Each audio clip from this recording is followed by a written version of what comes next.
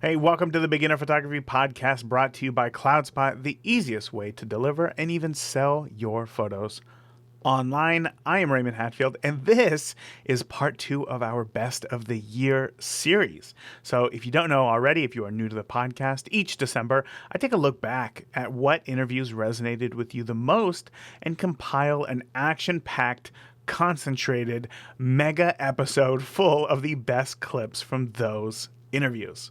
So, like I just said, this interview is just jam packed. So, let's go ahead and get into it, shall we? In this first clip, the legendary Joe McNally talks about handling an assignment poorly and how he should have handled it, as well as the importance of light and why you can't just rely on cranking up your ISO to get the shot. Now, being in business as a photographer, as long as you have, I know that I'm sure that you've made a number of mistakes in your life, or in your business rather. Never. And Never. not one. Flawless. Well, in your book, The Real Deal, I want you share of a story of you photographing Phil Sokoloff. And it fascinated me because it's kind of a story of a client loving their photos. So where does it go wrong from the business side?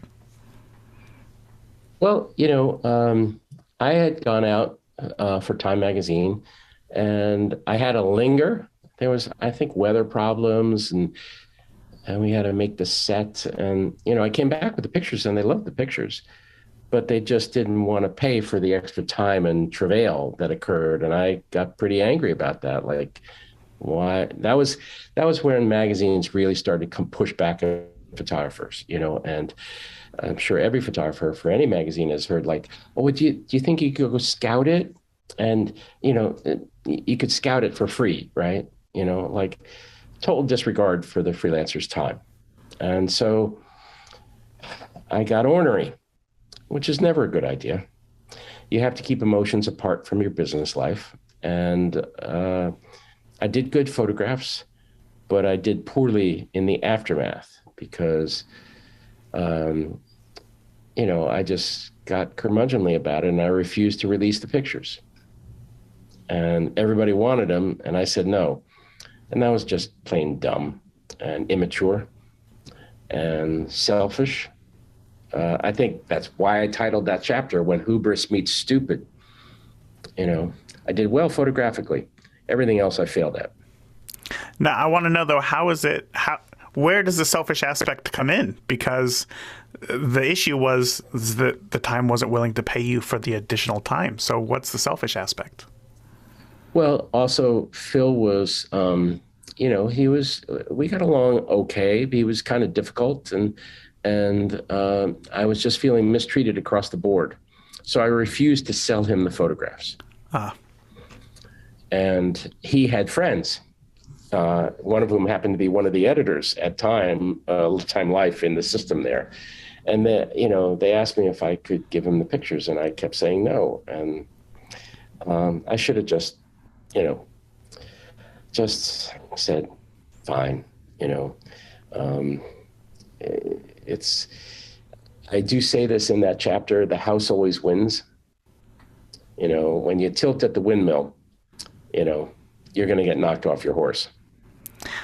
Okay, so then tell me, because I know that oftentimes new photographers especially are feeling that pushback in this world of, what they call, quote unquote, very saturated markets of photographers. The pressure to shoot for free or extremely cheap is stronger than ever, and it makes a lot of photographers feel very useless. So at what point does it make sense? Because it was your time that you shot for. Is the answer, you said that you should have just given him the photos, but at what point does it not become about that, and you should really hold your ground? Does that question make sense? Sure. I mean, there are certain, Lynn, who is my studio manager, has been with me for 30 years. She knows the business backwards and forwards, and she's also a marvelous producer. So she's gotten me everything from an elephant in the desert to a 5-ton crane on Fifth Avenue. So she is the face of the business. It's best that she answer these emails because I might say something really rash. She's always cordial. And the way we liken ourselves to is that we're like a rubber band. We'll stretch, but we won't break. There's a certain point we won't go beyond, and I had a situation once with, I won't go into the specifics of it, but I was willing to bend and bend and bend because I really wanted the job. And they just held their line and said, no, this is the most money we have. And I walked away. And as I said afterwards, I was like, I understood, because it was just a mom and pop shop called the NFL, Small little business. Yeah. And so I was willing to backpedal like crazy because I really wanted to do the job, because the individual in question, the portrait subject, was fascinating to me. And they just wouldn't get off the dime, literally. Mm-hmm. And we walked away. Does that happen quite often where, you get really emotional about wanting a job and then just not choosing it? Or do you get the job more often than not? Well, the jobs I really gravitate towards or get at this point really are oftentimes my own proposals. I art direct a lot of things myself. I write proposals. I do a fair amount of work for Nikon cameras. And when they need ideas, they might ring me up, not always, but sometimes, and I teach a fair amount. So off of that teaching, I try to create scenarios that I enjoy, that I can teach within. So there's a lot of variety to it, really, in terms of the way I get work now, though the two big jobs that we are facing off with came in across the transom. So you just don't know. Mm-hmm. You really don't know where the work is going to come from. And the jobs I occasionally get asked to do, most of them I just walk away from. And I used to kind of shake my head. Now I just don't really have any emotions about it at all, other than to wonder why ascending to the position of an art director or photo editor at a magazine precludes one from being able to add. It's like, can you add this together? Like, you're offering $500 for the entire job. Here's the thing: my assistant makes $450 a day when we go into the field. So kind of do the math there.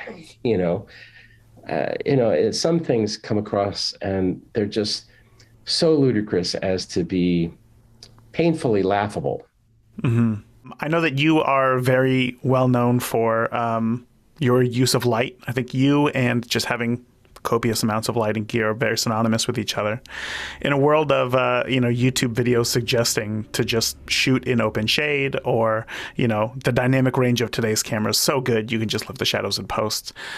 Do you think that your use of light and your desire, or maybe not desire, but just always bringing lots of lighting gear with you, is that just a carryover from the old school film days, or is there more to it than that? Are you about to ask me if I'm a dinosaur? Not at all. And I apologize if it comes out that way. No,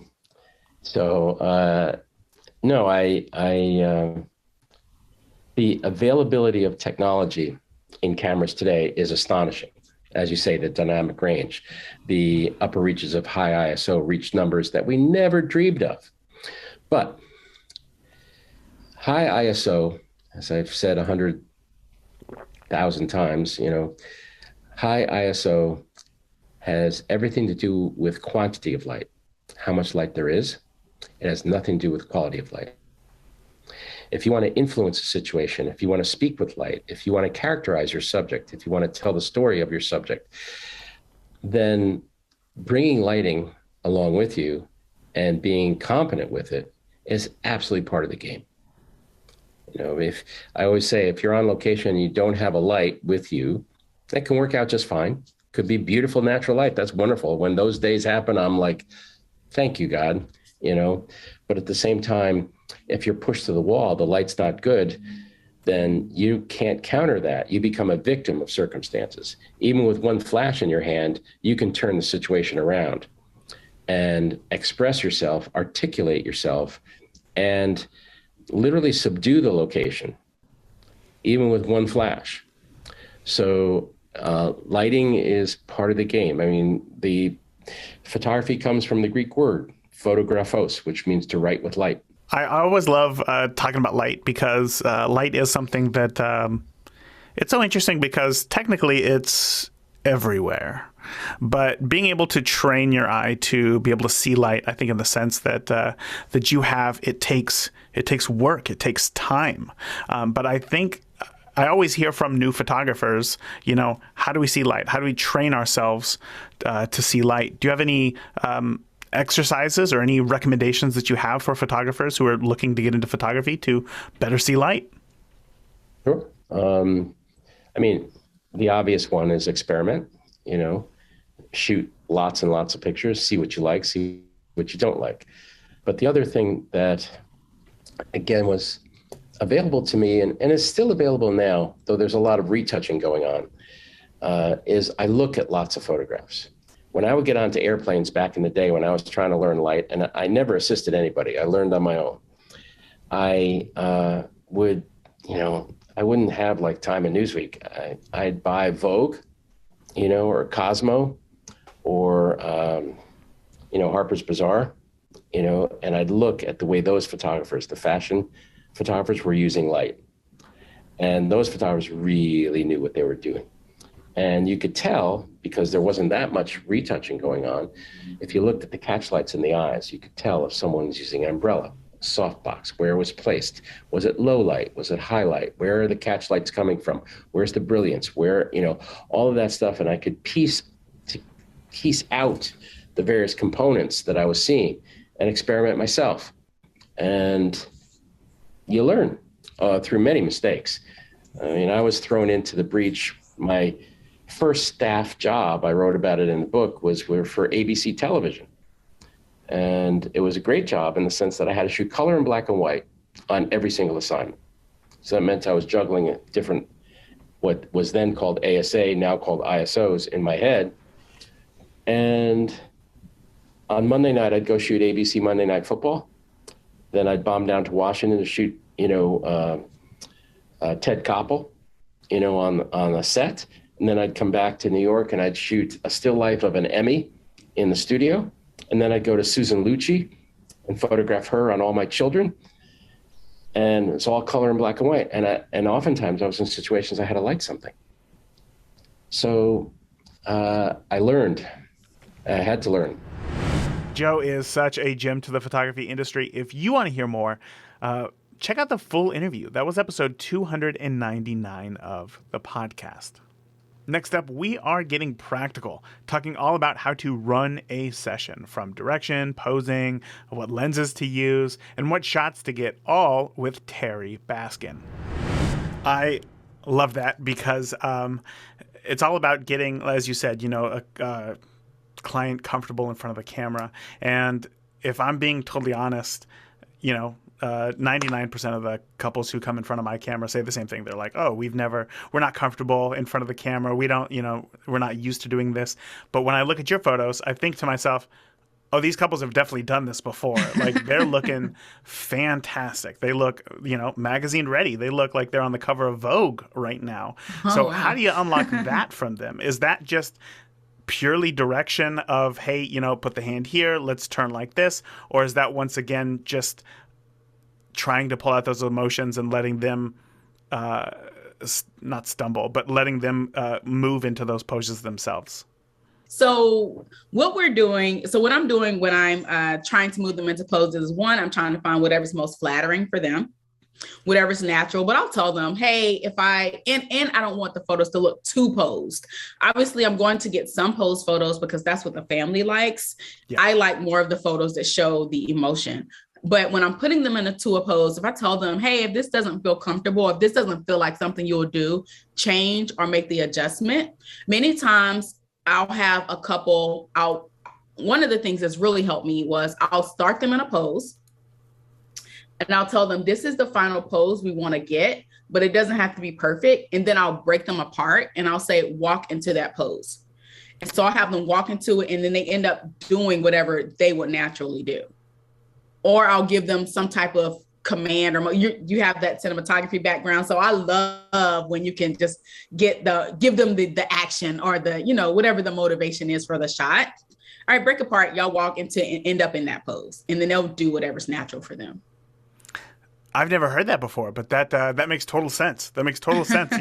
I can't think of how many photos I've taken that, the couple starts to look a little stale and maybe they've been standing there for a minute or two, but that is such a fresh way to get them to get them how you want them to look. I love that. Yeah. And I do tell them that, like, hey, I don't want to keep you in a pose too long, because then it'll start to look fake. And so I'll just say break apart, or I'll say break apart or take a break. And then I'll have them reset and then do something else. How long? Now, obviously, I know that this trip out to Vegas was an exception, but how long is the typical engagement session for you? How long does that last? So I usually spend about 2 hours with my couples on the engagement session. It's not necessarily 2 hours of shooting, because most of the time they wear 2 outfits, and they were talking. So shooting wise, it may be about an hour and a half or so, if that long. But that's multiple locations, multiple outfits, talking, walking. So yeah. Now, when I want to know, like, what do you need to get to consider a session a success? What elements? I need the couple to relax. Everybody has those jitters or those nerves when they first show up because of the prep that they put into it. So one of the things that I do is I send all of my couples an engagement prep guide, and it's basically things that they need to think about when they're planning out their session. So I'll tell them things like, hey, you may have seen a couple in my portfolio that had this certain attire on or took photos in this certain location. But if that's not who you are, don't feel like you have to do that. All right. So to feel like I am successful in the session, we've had fun, they're relaxed. We have a variety of different poses, angles, locations. Now, we're not all over the city. What I'll try and do is find a location that has multiple different like backgrounds or like levels or layers to it. So it gives us variety when they're looking through their gallery. But yeah, mostly I want them to enjoy it. I don't want them to feel like it was all this pressure and all this work, or I don't ever want them to walk away and feel like they did something wrong. So if they say they have fun, or if they say they enjoyed it, then I feel like that was successful. That's beautiful. I want to know about the, hold on. How am I trying to put this together here? When it comes to coming up with the idea, right, for a session, I want to know, let's go back to the glam idea real quick. Okay. All right. When she said that she wanted glam, we're going to talk a little bit about gear. Does that dictate the type of gear that you're bringing, cameras, lenses, flash, reflect, like anything like that? Or do you have a pretty standard kit and then just work off of that? Yeah, so I have a pretty standard kit that I work with. So most of unless we're doing an engagement session that's inside, either like in a museum, in a hotel, in a building, then I typically don't bring lights with me. I try and travel as light as possible, just based on where I take photos. So because I'm in the DC area and there's so much movement and activity in and around DC, I just try and be as inconspicuous as possible with the amount of gear that I travel with. For safety reasons, and also because we're walking quite a bit, it's just easier to travel with one bag. And so for every session, I typically have certain lenses with me. So I'll carry my 35 millimeter, my 50 millimeter, my 85 millimeter, and then I'll also carry my 70 to 200. So it sounds like a lot of gear, but usually when I'm thinking of using either my 35 or my 50, it's I'm trying to capture the big space, the big picture. If I'm using my 85, I'm trying to do more of like the portraits that's really just focusing on them and maybe not so much the background. And if I'm using my 70 to 200, I'm really trying to get them in a space, but then also use that compression from the 70 to 200 to bring whatever the background is closer to them. So those are my go-to for lenses. Usually every session I try and shoot wide, then medium, and then tight. is in every area that we're in, so that also, and then also vertical and horizontal, so that gives them variety right there. So I think if any photographers ever stuck about what to do, that's kind of been my go-to. Start wide, then go medium, and then go tight, meaning big picture, and then going a little bit closer on the couple, and then going super close to create, like if you want to create intimate moments with a couple, then I'll go in super close. And I'll let them know. One of the things that helps them to relax is just to tell them what I'm doing. Hey, this is what I'll be doing. This is what we're doing in the session. I may get close, or I'll tell them I'm coming in close, so they'll know. And then I'm still talking to them the entire time. I think one of the things that makes a couple get stiff or nervous is if they don't know what you're doing. So that's my approach. If you want to hear more super practical info, again, that was episode 301 of the podcast with Terri Baskin. Now, next up, we have a clip from the one and only Dan Milnor. There are really just a handful of people who I've interviewed over the years who not only love photography, but also are able to look at the industry objectively. And let me tell you what, that is a gift.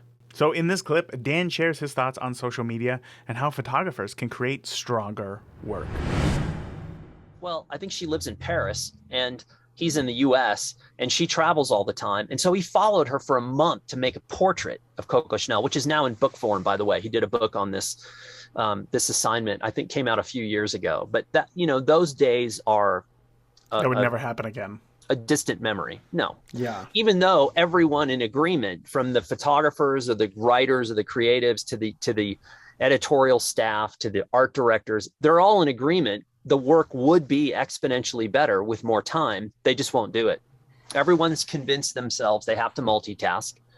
They're convinced themselves that if an image is 2 weeks old, then it's mature and no one cares anymore. It's just not true. None of this is true. It's a Kool-Aid that we all drank, starting back when social came, and this is all going to make our lives better and our society better and all this stuff. Actually, it started before that, because it started with, at least in photography, it started with technology in the news gathering field, because the news gathering folks, wire services, newspaper journalists, were the first to really start to utilize that technology, the digital technology, because it was about speed.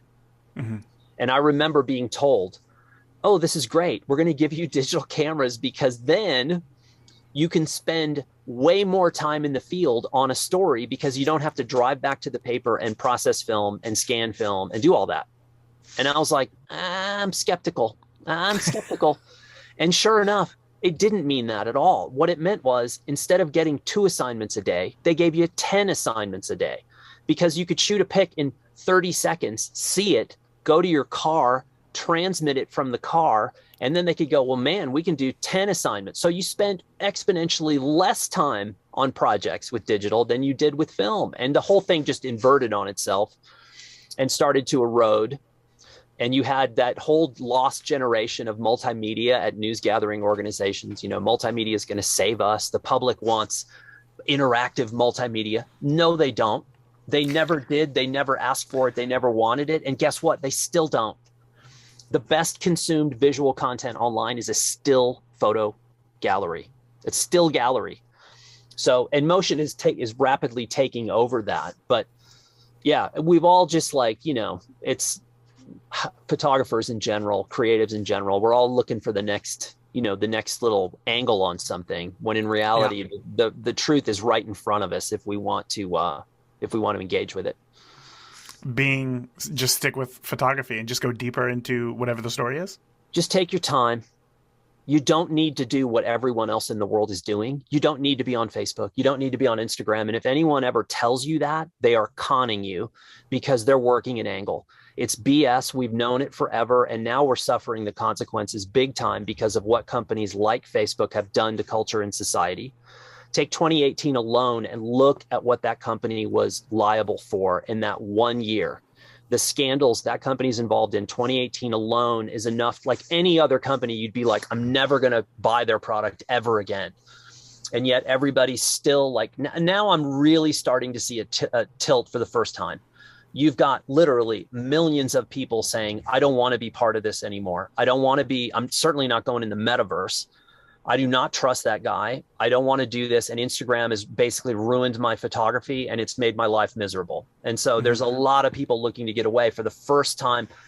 I heard hints of this 10 years ago, but now I literally get emails on a daily, weekly basis of people saying, please show me a way away from this stuff. I don't want to do it anymore. I think, professional photographers they don't have to go far to look at the state of the professional industry and say, this is not a healthy business like it was. Not to say that pro photography was ever like a super healthy business. I think it's changed so frequently and so often that there's always been a little bit of instability built in. And I also think with creatives, especially really talented people, they're not necessarily the most stable, the most organized, the most cohesive. That's what makes them so amazing, is that they are a little bit different. They are a little bit off. And so that does not lend itself to cohesiveness inside of a business. And I think when digital arrived, it arrived at the perfect time, because photography was stagnant. Professional photography was really stagnant, and consumer photography was stagnant. And all of a sudden, Kodak invents the digital camera, and suddenly these things are trickling down to the public and the pros, and it reignited photography in a way that no one could have seen coming. It just exploded, and it's still going because of these. The phone is just the continuation of that process, and there's an upside and a downside to it. I think for consumers, it's been mostly upside, and for pros, there has been a significant obliteration of the foundation of the industry. And I think there's a variety of reasons for that, but it's never going to be back what it was before. I just don't think you can put the genie back in the bottle. It's one of those, like, it just has to evolve into something else entirely. Yeah. And I've said for the last 5 years, for me, photography is way more important and way more powerful as a small part of a large conversation. If it is the conversation, it's almost impossible to get traction, because no one cares anymore. The numbers of people who are looking purely at photographic ability, skill, concept are so small. You have people in the fine art space that are doing that. You still have a couple of editorial outlets. You've got some great advertising being done, but for the most part, it's just fodder. It's just photography is a consumable. It's ubiquitous, it's homogenized, and Instagram was a pioneering part of that. Instagram just dumbed down the world at a level. It's just stunning. It's the perfect weapon. Instagram was the perfect weapon to prey on the psyche of creatives. And you see that now just translated into the conformity. I mean, people get up in arms when I say this, but Instagram ruined a lot of really good photographers. And it ruined them because of insecurity and ego, and also conformity to what everyone else was doing. When you've got some of the best photographers in the world putting just content after content after content on their feed in an attempt to build following. It's not about, Instagram's not about photography, it's about following. And that is a drug that is really powerful. I've seen it absolutely turn legendary photographers inside out, both not just with their work, but mental health issues from using these platforms. And no one wants to talk about this because so many people are still using the platforms. And so it's hard, it's the pot calling the kettle black. You can't, if you're involved. It's why I deleted these things 8 years ago. I was like, I don't want to be a part of this anymore. And I got called every name in the book. You're an idiot. You're a Luddite. You don't understand them. These are brilliant platforms and they're going to save the world and all this stuff. And I'm like, who's at the top? Look at the management. You tell me those people want to save the world. I don't think so. I think those people want to dominate. They don't want to save. They want to dominate. And so I don't know. I think it's time for photographers to take some of their power and control back. I think that's a big part of what Web 3.0 is doing. There are people out there who are making tools that are incredibly smart and strategic, that are allowing people, I think, the very inklings, the very beginnings of people being able to take some of their creative power back, as opposed to giving it to someone's algorithm. I don't want to live my life to some tech giant's personal algorithm. And that's what's happened. It's been happening for a decade. We're going to change the algorithm on you. And so now we're going to need more of your time, and you're going to have to post at different hours of the day, and you're going to have to spend more time on there. And then all of a sudden you see a little bit of success. Oh, we're going to change that feed again.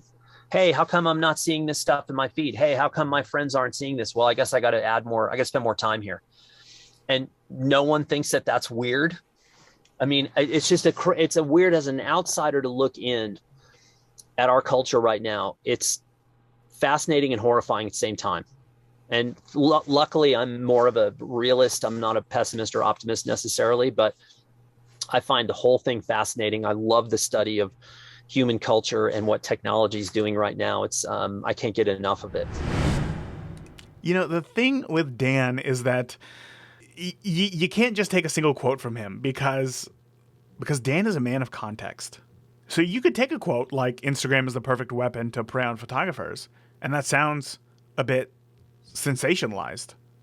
But when you listen to the whole interview, it brings more context and understanding to a quote like that. And even though I used Facebook to build a wedding photography business, I don't think he's wrong. So I highly encourage you to listen to the entire interview with Dan Milnor. So go back and check out episode 304 of the podcast. Next, we got Annemie Tonken. Annemie created a system to make money in less time. So in this clip, she talks all about the challenges that she had with the in-person model and what she changed that, changed her business to allow her more flexibility and, of course, income as well. I know that a lot of listeners right now are going to think to themselves, there's no way that I could charge $2,000, to photograph a family. But I think that they're missing what you had said there of like, I already have another job. So if they don't take it, like I'm not out. Like, let's at least try this and see if that works. And that's something that unfortunately, I think is lost on so many people, taking that chance. So you said that your prices have actually gone down pretty much since then. Tell me about that evolution, because this is one of the reasons why I reached out to you today, because you're doing something a little bit different when it comes to pricing. So I guess before we get into what it is that you're doing now, can you kind of share with us what the traditional two-model system has been up until this point? Sure. So when I started and I went into business in 2010, and I was trying to learn all I could about like how to run a successful photography business. At that time, almost everyone in the industry who was doing really well was saying you need to do in-person sales in order to make enough money for this to be a long-term career. So I very, very early on, I set those like $2,000+ prices, and I backed that up with in-person sales. And I took classes on how to do in-person sales because that was not in any way something that I felt was natural to me. But I was like, well, this is how I get to do this thing that I love so much for the long haul. And so I learned how to do it, and I got reasonably good at it. I always approached it from like I'm not pressuring you. We just have to have a conversation, and I want to help you find what you want to find. And I built my career on telling people and showing people that, it's like a luxury item and it's a high touch kind of a thing. And you come in for a pre-session consultation, and then we'll meet again afterward. And I enjoyed it because it gave me lots. I do enjoy my clients a lot, and I like to get to know them and help them put beautiful art on their walls. I mean, what I have always found in the course of my career is that when someone has something tangible at the end of their session with me, they end up, the satisfaction factor is so much higher because they have, have something that they're able to look at and see every day to remind them of this experience and everything else. So it really seems to stick in their heads more. So I enjoyed that. And I learned a ton sitting in on these, like, it's being a fly on the wall to get inside your clients' heads, right? Like, what is it that they love? What do they not love? What makes them decide to actually like splurge and buy something that they didn't think they were going to buy? So I was sort of a student of the process for a long time. Again, my very early on prices were very high, but then I started to realize like, when I have my prices set this high, it's not really like, it's not the right fit. And as much as I was like, you tell me how to set up this luxury experience and I'll do it, and I could do it, I'm also not like a luxury person. Like it's not really who I am as a person. So I always felt a little bit weird about that. And I would always kind of downplay. I'd be like, oh, we're just, it's like we're having wine as friends and we'll just talk about what we're going to hang on your wall. So it was a good system in that I was making good money and I was able to leave my career. And that was all good. But what ended up happening several years into that was that I got divorced. And when that happened, I was like 7 years into my career, and I was faced with all of a sudden needing to support an entire household on just my income. And whereas the money that I had been making for all these years was good for the half part of the income equation, it was impossible, or I was having a hard time figuring out how I could scale it, because in-person sales, for all of its many benefits, is very time consuming. Again, not only was I meeting with people to photograph their family, I was meeting with them beforehand. I was meeting with them afterward. I was always like, oh, you can contact me anytime. After we met, and there was usually a whole bunch of back and forth about like, oh, we have to change our appointment now, this, that, and the other. And then after we met, I would have to log into Rose and place their order, and then the order would come and I'd package it up, and then I'd have to drop it off, and all the whole many steps. Like, I actually sat down and like tried to calculate how much time I was taking with each client after the editing was done. So like, you think about the time that you put into each job, and it kind of ends with like, here's the images. But there was another like 6 to 8 hours per client. Wow. Just in that sales phase. And so when I looked at, there's only 24 hours in a day, whatever that equals out to in a week. And in order to take on the number of clients that I needed to take on to fill that wage gap, I just literally ran out of time. And of course, at that point, I was also going to have to pay for a babysitter, and I was going to take more time away from my kids, which was now limited. Like, there were so many hurdles, but it was like, I don't know what to do. So the option, and sorry, you were joking about asking a long question. I can talk for years about this stuff. I love it. The alternative, and the only alternative that was kind of out there at the time, was to go all inclusive. So when I first started, that was called shoot and burn, and it was like photograph and you put them on a CD and like walk away. And then we made up a nicer name, which is all inclusive. And now we don't put things on CDs anymore, but the idea is the same. Basically, it is the least time commitment for the photographer. It's also the least time commitment for the people out there, your clients, which for many people, that's important. Like, we're all busy people. And so I totally got, especially at that point, I really got the attraction to the going all inclusive. And so at that time, my sales average was around $1,800, $2,000. And I was like, okay, I can't charge $1,800 up front and expect people to book me. Like, that's way out of the ballpark for everybody in my area.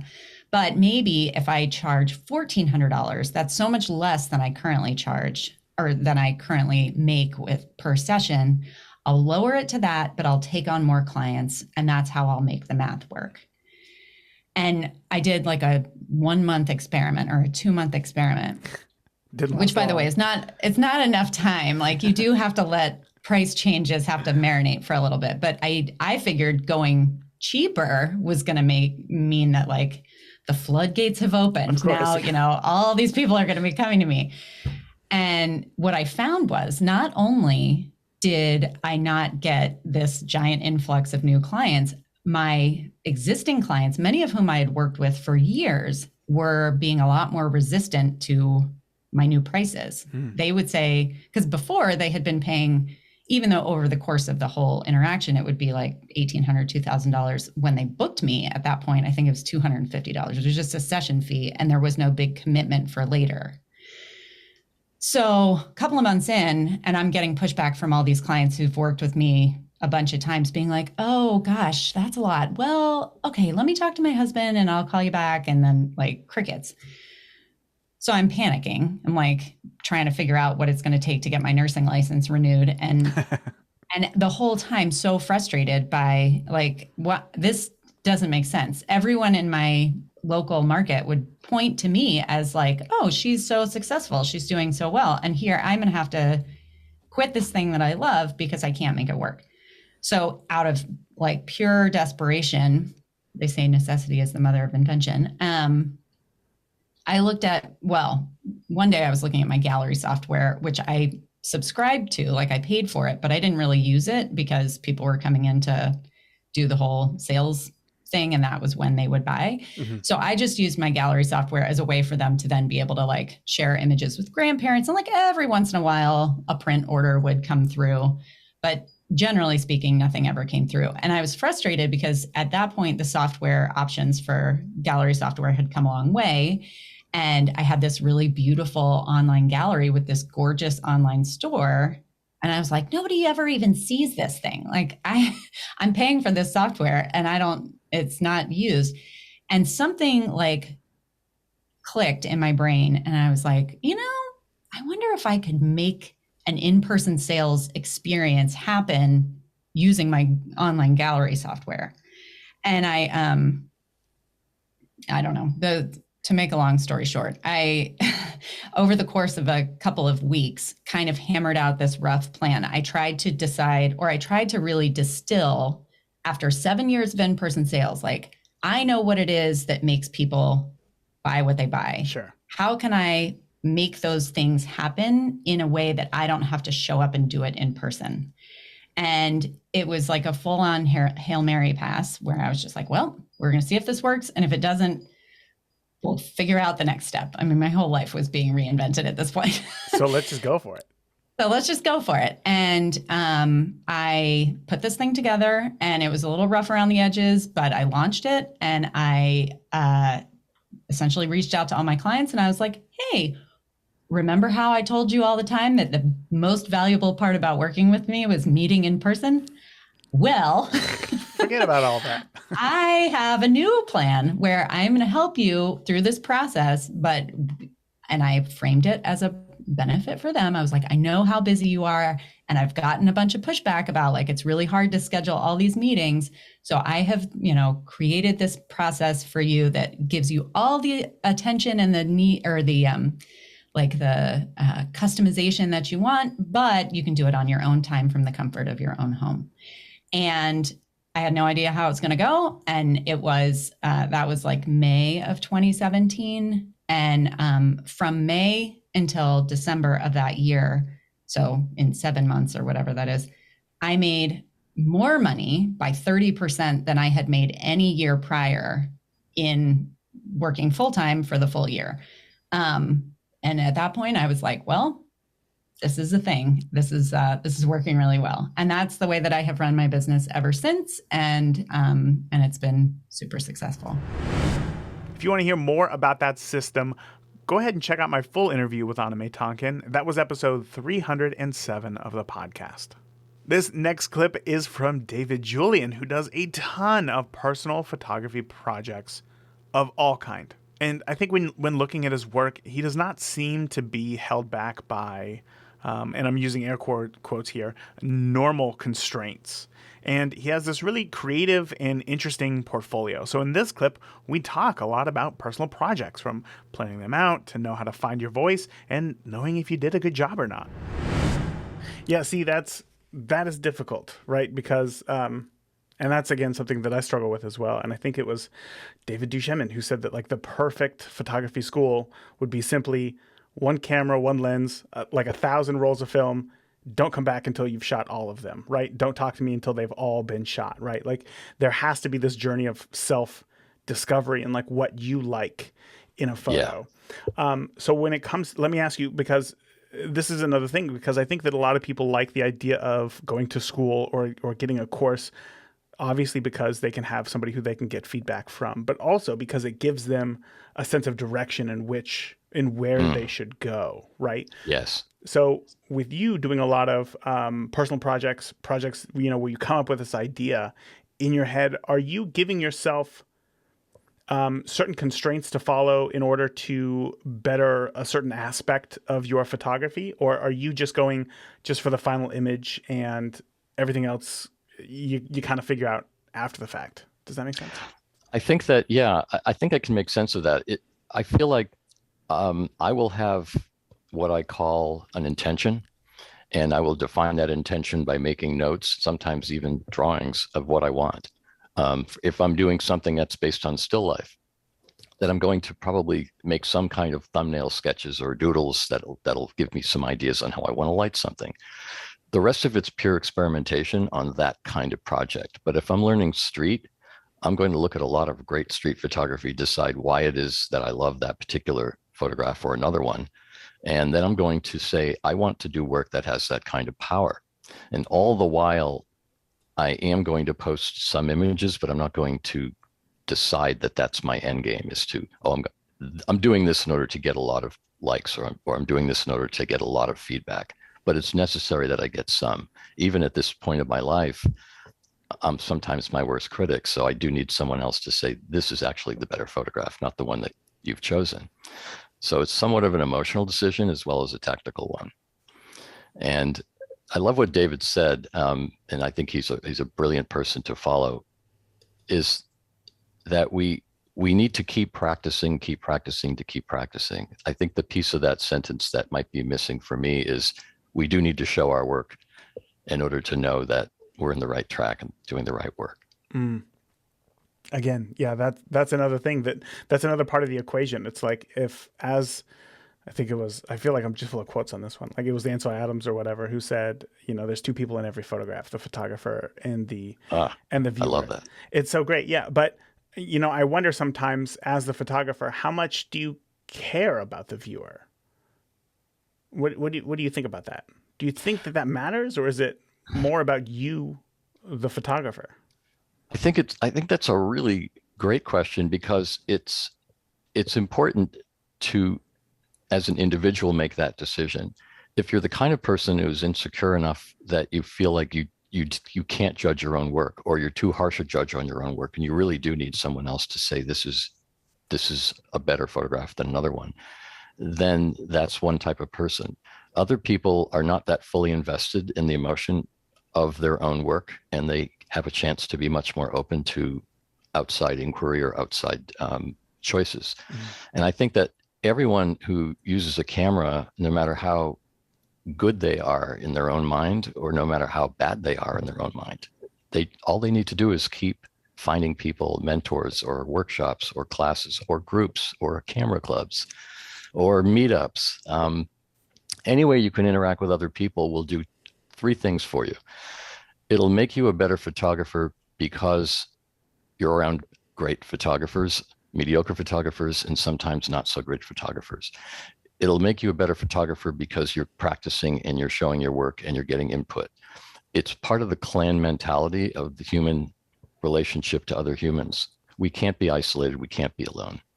That's basically walking into a box and staying there. And I think that as creative as you may feel when you're alone walking in the woods with your camera, and that may be your need for solitude or space or to repair if you're peopled out, it's also important to have community. And this, in what you're doing, Raymond, is community. You're building exactly what people need, especially for beginning photographers. It's fantastic. That's why people are tuning in. Thank you. Because they believe that. What do you think about people like Vivian Marr, who went their entire lives, without, some of her closest family knowing that she was a photographer? How do you think somebody like her becomes the photographer that she was? Do you think it's a lot of her looking at her photos, breaking them down, and then trying to be better? I would say that over time, that must be what it is, or must be what it was. But the film doesn't show the giant piles of tens of thousands of photographs that she rejected herself, may or may not have thrown out. Interesting. I have a photograph somewhere on my phone of 2 complete garbage bags of slides that I decided to finally part with because I knew that I would never look at them again. So I think I might be straying off the question, but well, let me ask you, out of those 2 garbage bags of slides that you threw away, how many from those rolls do you think were keepers? Oh, probably 1 or 2 per roll. Yeah. My hit rate was was sometimes based on weather conditions I was trying to fight, especially if I was shooting in the tropics. And sometimes it was based on just not being connected at the time I was making the photographs. I was just shooting because I was there to shoot. Yeah, that I is. wasn't connected in. Yeah. Why do you think you weren't? Do you think it was? I'm sorry, I'll let you answer that question. Yeah, sure. I mean, I remember once going to a drag race when I first started shooting because I thought the action of that was something I really was attracted to. I didn't know the first thing about drag racing or where to be or what lens to bring. And so I completely approached it poorly. But what I learned was maybe I'm not really cut out to do that. First of all, I feel deaf from having been there. And it just wasn't something I was naturally taking to. I didn't have that inner feeling of like, wow, I can't wait to get back here. Like maybe someone who's shooting pro sports for the first time just goes, my God, this is incredible. Right. But what I realized about myself, and I think everyone does know this internally, is what are you most attracted to? What environment? What gives you the most adrenaline or calm? What do you function best under? And it turns out that I function best under extremely calm situations, such as being alone in a fog in a meadow or by a pond, as well as being on an incredibly complexly busy street in a foreign country where I don't know the language. I function equally well in both conditions. And there's a lot in between that I don't. Put me at a wedding with a camera. No good. It's not my thing, and Yeah. I highly revere the people who make a lifestyle out of that and a good living, but not my thing. I'm trying to think. Yeah, I guess that is an interesting question to ask myself. What is where do I thrive, in the chaos or the calm? I think it's interesting. I think as a wedding photographer, it almost becomes calming, like over time, because Brilliant. you understand the cadence of a wedding. You understand this is what's going to happen next, and you just try to go from there. As long as you look for the light, I don't know. You can always make the best out of anything. Anyway, so back to personal projects out here, real quick. When you have an idea, right?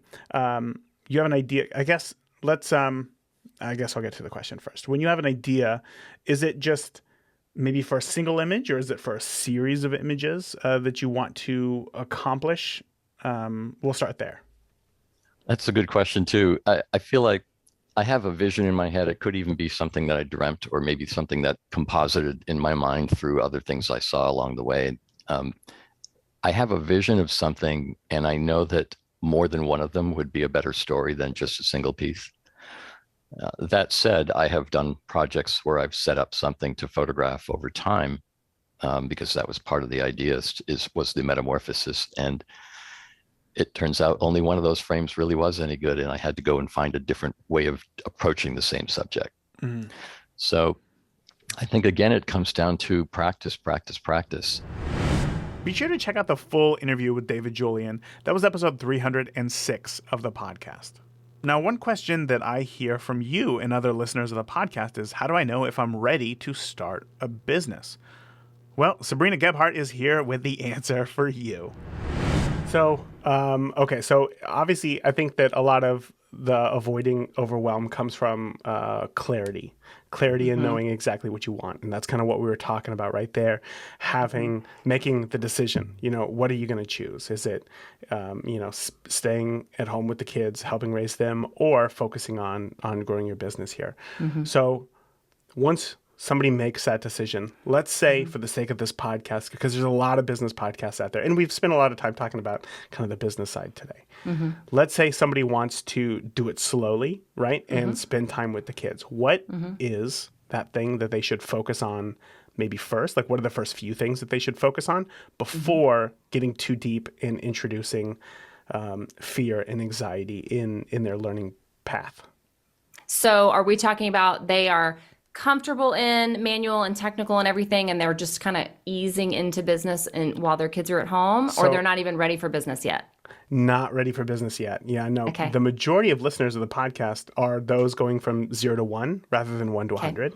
Okay, so great. they just picked up their camera at Costco or, wherever it is. So what would be that first step for them? Yeah. So really learning your camera inside and out. I know everybody says that, but I remember when I was doing the same, I kind of, as much as I loved my daughter, it got really boring shooting the same subject all the time. You know what I mean? Of course. Like, I knew exactly where to place her in my house. I knew exactly what lighting situation, exactly what time of day. Like, there was no, I mastered that one exact setting situation, but I didn't test the waters and everything else. And so being brave enough to bring your camera out of your house and to try stuff, which when you first have a DSLR, maybe it was just me, but I always got really nervous, like saying, I'm going to bring it to a play date or I'm going to bring it to the park. Like, I didn't want to feel kind of ostentatious that, like, let me get out my big camera. And, you know, so being brave enough to do that, though, makes a big difference, because part of mastering your art is being able to shoot in different situations, different subjects, different skin tones, different lighting, all of that. And so test the waters. And if you're going to stay home with your kids, great. I'm sure they know other kids. I'm sure you're going to be at parks and playgrounds and play dates and vacations. And so being willing to take your camera with you and not be afraid to get it out, you know, and try out all the different things, because that's where I feel like you really master it, is when you can walk into any lighting situation, when you can walk into any group of kids or setup or whatever, and you know exactly what to do. That's when you have mastered it. It's not when you're standing there and you're like, hold on, let me take a test shot. Nope, that's not right. Let me adjust this. Nope, that's not, you know, it's just knowing. It's you have flexed that muscle memory in enough different situations that you know exactly what to do. But also keeping it fun, because if this person is really just wanting to learn their camera and grow their art, it needs to be fun. Yes. Okay. There's no pressure. You're not giving these images to anybody. Nobody's paid for them. They don't have to go on a website. It is literally just for fun. There were a few years where I would give myself like projects, and it would be, okay, this week I'm going to only shoot for black and white. So I'm going to look at light in ways that will really translate into black and white. Or this week I'm going to only photograph things that are red, you know, and I would try and like really take advantage of the different, you know, coloring and stuff. Or this week I'm only going to do really tight images or really pulled back wide shots. And so kind of giving yourself all these themes to play with can be really fun. And then people talk about 365s all the time. And as hard as they are to do, they work. Yeah, they do. They work. We had somebody, sorry, I was writing you're good. it down. I thought it was very poignant. When we had somebody on the podcast, his name is Simon Ringsmith. He's been doing a 365, well, now I guess, for 8 years. Oh, man. I know. Very, very incredible That is stuff. impressive. Yeah. And same with Ashley Marston. She's one of the Yes. one of the most memorable guests who we've had on the show, who is... It's true. And, you know, when you talk to any great, they will tell you that is the game changer. Yeah. 365s are hard. Yeah. I tried and failed many, many, many times. And what finally worked for me was kind of rewriting the rules on what a 365 actually was going to be for how me. so? You know, you look around and you hear people toss around the 365 and it's a photo every day and you're going to share it and you're going to, you know, whatever. For me, that was too much pressure. It was too much pressure to perform. And I decided that I was going to only share it when I was really proud of it. So I was going to do it, but it was going to be literally for me. I wasn't going to put it on a blog. I wasn't going to, no hidden page, nothing. Like literally, I was just going to shoot it. And then I also took the pressure off myself to make it be with my big camera. I was like, you know what? An image is an image. I can take a great image on my phone. Yeah. And if that's the image that I get that day, it still counts. And then the third rule I gave myself is if I miss a day, I can pick back up the next day. So it doesn't have to be a true 365. Right. And that was the year that I did it. Oh, wow. Was the year that I rewrote the rules for myself. And I kind of going back to what I said earlier, I kept my eyes on my own paper. I stayed in my own lane and I stopped watching all of these peers and their 365s. And I was like, nope, this is the way that Sabrina's going to do it. And that's the year that I did it. Yeah. You know? Oh, that's so cool. That is incredible. I think it's so difficult. You know, for me personally, I need some sort of guidelines or accountability to be able to do something. And I feel like if I'm left up if I'm left to making up the rules, I'm going to make it so relaxed, almost so that like I can't fail, but then I make it too relaxed, then I fail. So it's a Right. double-edged sword for sure. Right. But when you had said that, it actually reminded that Simon has not done a 365, but has done a weekly photo for the past 7-8 years. And one of his rules that he gave himself was that the photo, because he publishes a photo every week, he doesn't have to take the photo the week that he publishes it. Like he can take multiple photos in a week and then maybe schedule those out for anyway. Regardless, back to I think the point of what you were saying is that really figuring out how it's going to work for you is most important, because at the end of the day, it's you as the photographer who's looking to learn and grow, and it's not, the goal is not social interaction or likes or anything else. So if you can figure out how you can do that, that is really important. And I absolutely agree. Absolutely agree. I had a question, though, going back to what you were saying about kind of the goal of a professional photographer is to be able to walk into kind of any lighting situation and still be able to capture the photo, you know, whatever it is, with a technical proficiency that, you know, you're going to capture that photo. So I have to ask, is that the litmus test that you gave yourself before diving into business, or was that a lesson that No. So that's what you wish that you had done. Yeah, exactly. Like I said, I jumped into business way before I should have been in business. I was good enough. Okay. I did not get complaints on the images I was shooting. I had people asking me for a long time if they could hire me. So, I mean, I was good enough, but I did not have that amount of confidence that I was like, bring me anywhere, I'm good to go. I mean, no. I was definitely shooting, you know, at golden hour, outside at a park with open shade, you know, all the perfect easy things. And I wasn't comfortable shooting in people's homes at that point, which is now basically all I do. I wasn't comfortable shooting in a hospital setting, which I do a lot of now. I definitely was not comfortable shooting in low light, which I do a lot of in the hospital and in people's homes. So that stuff came with time. But looking back, I think maybe you don't need to be 100% there to start your business and call yourself a professional, but you need to be really close. You need to have full confidence that you can make this machine work for you, that you know exactly what to do. You can listen to my full interview with Sabrina Gebhardt by searching for episode 320 of the podcast. I got a question. Where do creative ideas come from? That is exactly what Jeff Tisman shares in this next clip. Jeff is a wedding photographer who has been named one of the top photographers in the world for his creativity. This one really opened up my eyes, and I think it's going to do the same for you. No, I think what I'm trying to get at here is that I think many new photographers say that they're about to shoot their first wedding.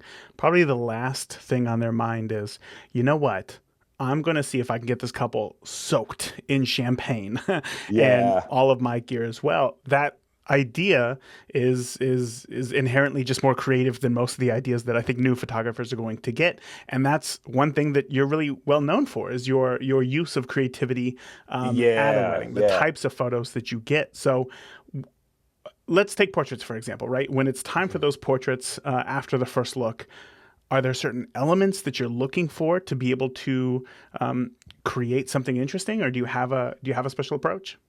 I think what it is my influences. I think one of the problems today with photographers is they only follow wedding photographers.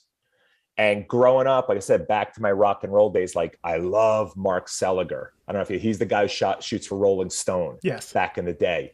You know, those you know, Annie Leibovitz, Peggy Serrata, Anton Corbin, Danny Clinch. Those are like, I got all their books, man. I got a shelf full of like, I love that kind of editorial, edgy, you know, big softbox light outside. You know what I mean? So that's what I want to do with my couples. I want to make them rock stars. You know what I mean? I want to be able to take, and actually I had a cool idea what I might start doing. I want to create almost like a, should I say it like on the national TV here, but almost create like a look of a Rolling Stone, but for my couples, and then have their photo and create the the name of that I'm going to come up with, and then like the venue they're at and things that happen at their wedding, and make it look like the cover of a magazine. So they have like, that look. And I have this photo I'm going to post soon of the bride with her blue suede rollerblades. And I got this great shot of them. Yeah, oh, dude, it's great. She has a big wad of gum in her mouth and stuff, and the groom is like, holding her up. I'm like, yeah, and her legs up in the air.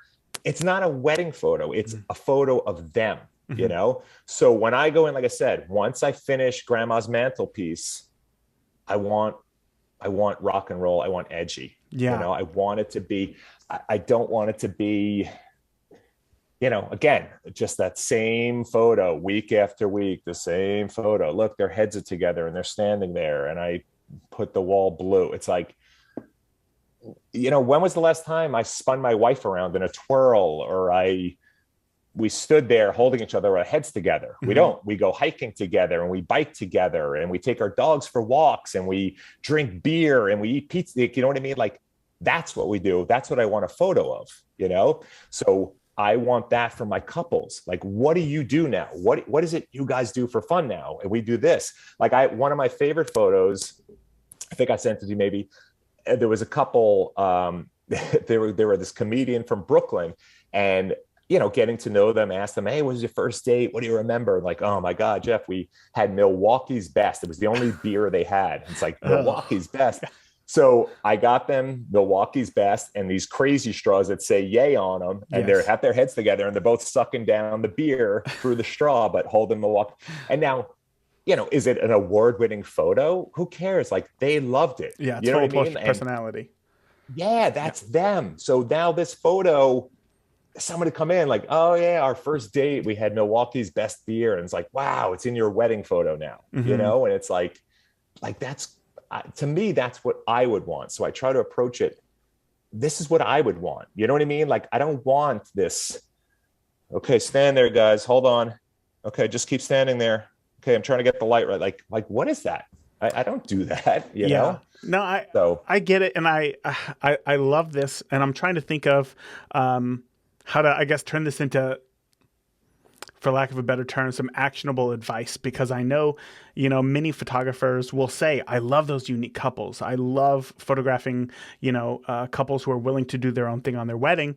And, I can think of a couple who I had, and they both like to skateboard. So they both brought their skateboards to the wedding. And my first reaction was, I got to get a photo of them with their skateboards. So it's them standing together with their skateboards, like in their, in their other hands or whatever. And then I think for a lot of photographers, that would be enough. You got the photo. Like, congratulations. You got a photo of them at their wedding with a skateboard. All is done, right? But not for you. You always take it just a bit further, further. So what are you asking them to do certain actions? Are you asking them questions like, what would you normally do? Do you guys normally skate together? Show me what that looks like. How does that work? Yeah, a lot of discovery calls and talking to them, getting to know them, It's also, like I said, going back to what I don't know if you ever heard of Peggy Serrata. She's like a big, celebrity. Her photos are amazing, full of life and energy. And she has celebrities you'd think that are like divas and prima donnas, but she's pulling it out of them. And that's what you have to do. Everybody's shy. I hate having my photo taken, I hate it. If I was like, Raymond, I don't know, man, what do you want me to do, dude? I don't, you got to coach me. You're the professional, man. Like, these people aren't models. They don't know what to expect. They're expecting like what you just said. I'm going to take a photo of the skateboard. Okay, done. No, like, make it dynamic, whether it's lighting really cool or some kind of action. But that goes back to you studying it, looking up, okay, skateboarding brides, skateboarders, and maybe there's just a cool photo, a cool angle or something. And that's what's going to push you to be better, So how can I say this too? So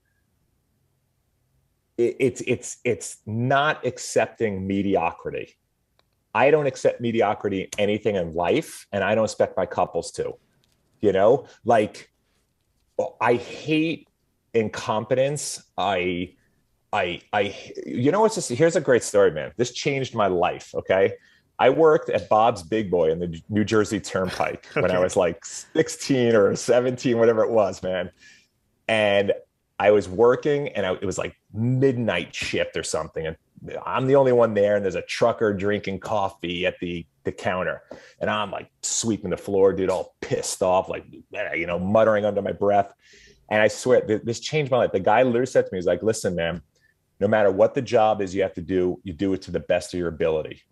It was like something to that effect. And of course, the time I was like, go after yourself, man. And it made me think, like, after that, no matter what you do the best at it you can, like, push yourself.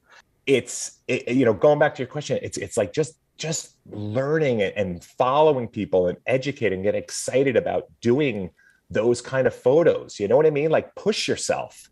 Don't settle for that mediocrity. You know what I mean? Like, yeah, no, I can't stand it, dude. Like, I have a shovel here. Like I told you, I live in the Hudson Valley. There's a shovel, and I go to shovel the snow, and it doesn't work. It leaves like a little resin of snow that turns into ice. And I'm like, this shovel has one job. It's to shovel snow, and it doesn't work. I don't accept this, and I'll throw it away. I'll go buy a new one. You know, it's like, and it's the same like philosophy in life. Like, you know, my dad always said it, don't accept mediocrity. Mm-hmm. You know what I mean? It's like, just push yourself harder and be better. Yeah. You know, and that's what it is. And it's not to be better than someone else. It's just to be better for myself, you know, because it's like, yeah. With a snow shovel, it's pretty binary whether it does a good job or not. Yep. But in photography, it's a lot more subjective, you know, and you are going to judge your work a lot different than I would, you know, judge your work. So how do you know if you've pushed yourself hard enough and if you've done a good job? Well, I'm pretty hard on myself. I'll look at a photo, I'll love it for a day, come back to it and be like, if I would have had her hand like this, and if I would have had this, and if his head was this, you know what I mean? So I'm constantly dissecting my photos and trying to make it better. Mm-hmm. There's never a perfect photo ever, you know? And I'm not saying like, oh, what's the perfect photo? The one I haven't taken. It's like, it's not that, but it's just, I don't settle for anything. You know what I mean? There's always something I feel that could be improved and that kind of thing, you know? So when I look at a photo, you know, the angle, the light could be so different. You know, if I change my assistant, if I would have told him to do this or that with the light, or if it, you know, it's all, but that's what it keeps you growing, you know, and just kind of make it better. If you want to hear more, again, be sure to check out the entire interview with Jeff Tisman by searching for episode 314 of the podcast. Now, as we come to an end, we're going to finish strong with this clip from my interview with Angela Douglas Ramsey.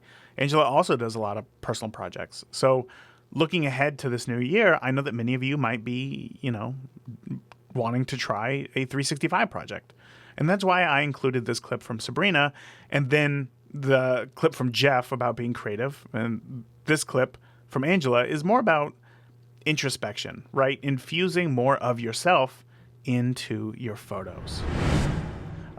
One of the things that I know a lot of new photographers will say to me is when I stress the importance of trying to shoot just as much as possible, because as you know, you can read every book on photography, but it's not until you actually go and take a photo that you're actually going to learn something behind the camera.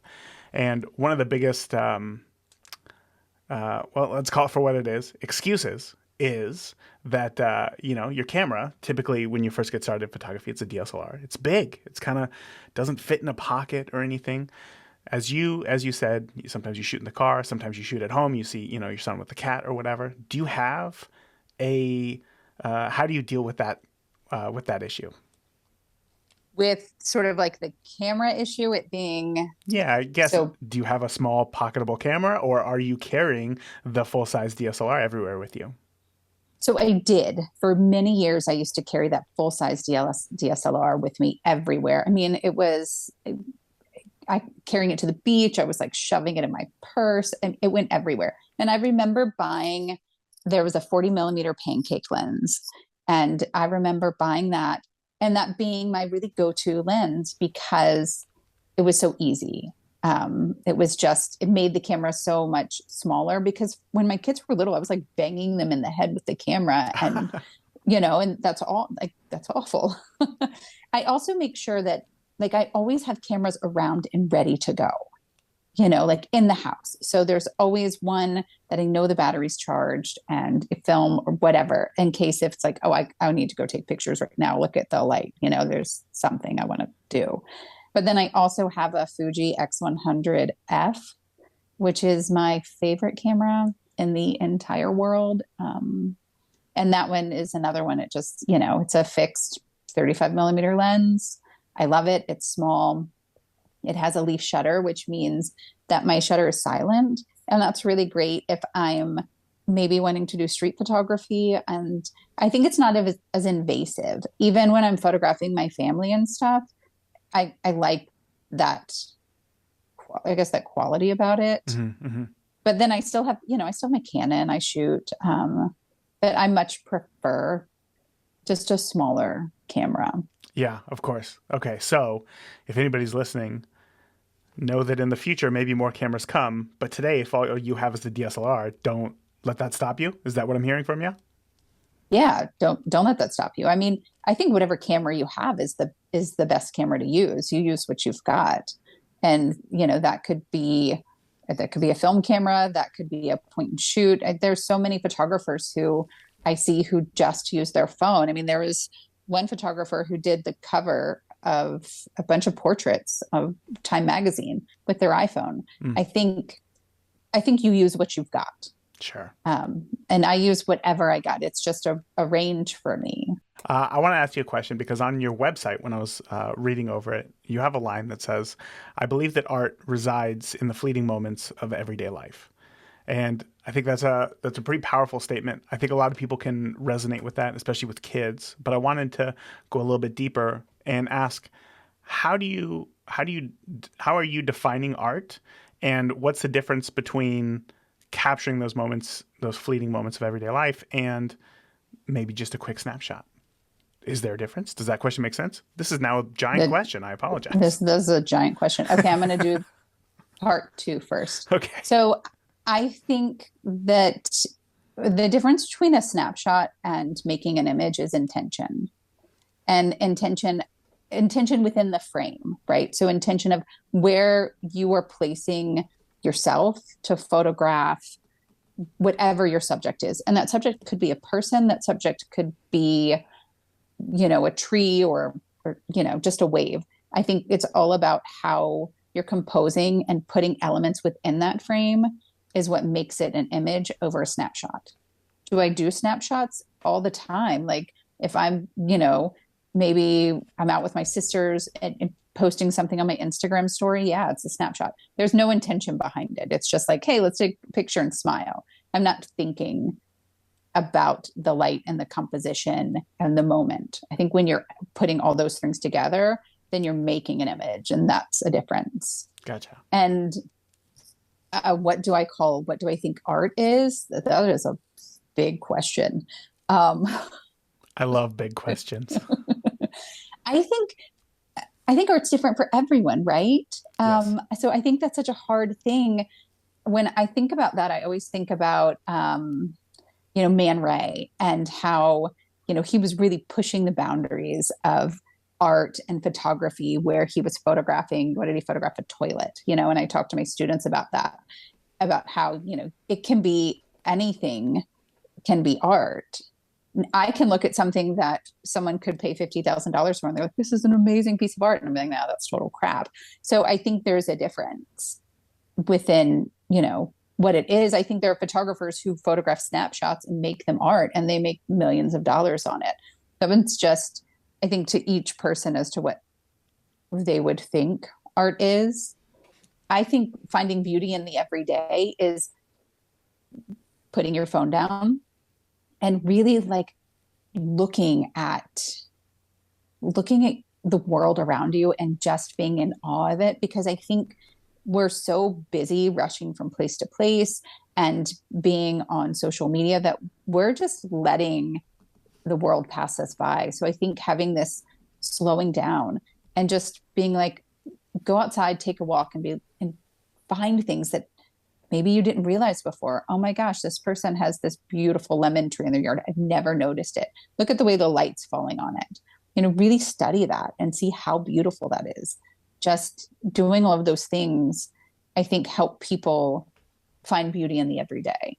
And it's a slowing down. It's more mindful. And so how much of it, only because I know that there has to be this, as we talked about earlier, this definition of art, it has to be subjective, right? Because it depends so much on who you are. So how much, obviously you said put the phone down, but how much do you have any other exercises perhaps that we can use to bring more of ourselves and our preferences into our photographs? Does that question make sense? Yeah. So things that I tell also my students to do is like where we talk about making a lot of images, maybe for an entire 30 days, just say, okay, I'm going to make 10 images every day of whatever it is that I'm drawn to. At the end of those 30 days, look at those images and see if you can categorize them. Maybe are you drawn to human interactions? Are you really liking photographing abandoned buildings? It will come out in your work if you just make it a practice and then go back and reflect on it. That's something I do. There's an assignment I have people do. It's in the photographer's playbook, which I think is really great for any beginner. You can kind of go through and pick these really cool assignments to do. Sig Harvey has this one where you do this like free writing for like 30 minutes. It's god awful for anyone who does not like to write like me, but I have friends, who've done it and they love it. And then you're going to go back and sometimes it might take a few times. You can see patterns. I did it during the pandemic as I was teaching a class on creativity, and the word that came to mind was trapped. And so then I knew, well, obviously I was feeling trapped in we're in a pandemic, but I realized maybe I should focus on that with my images. And when I went and looked back at my images, there were a lot that definitely had that like overall theme within them. So I was already photographing it because it was internally in me, but just doing that writing exercise helped me realize, okay, this is a theme within my work. I know you loved that one. Be sure to check out the full interview with Angela Douglas Ramsey by searching for episode 323 of the podcast. I know one thing is for sure, there were a lot of lessons learned this year from all of the amazing photographers who agreed to come onto the show and share their knowledge with you. So if there is a guest who shared something with you that changed how you saw or approached photography, I encourage you to reach out and say thank you to them. Because without their willingness to share, this podcast would be a whole lot more boring, and it would also be a whole lot less transformative. And also, let me take a second to thank you as well. This podcast it's me. So it's just a one-man band, and it takes a lot of work to create these episodes. So I'm thankful for you and your dedication for showing up each week. It is my goal to help you to become a better photographer, to learn and understand photography through these interviews with professional photographers. So as long as you show up, you will learn. And with your hard work, you are going to become the photographer that you dream of. So that is it for this week. Now, as a reminder, the more that you shoot today, the better of a photographer you will be tomorrow. I'll talk to you soon. Thank you for listening to the Beginner Photography Podcast.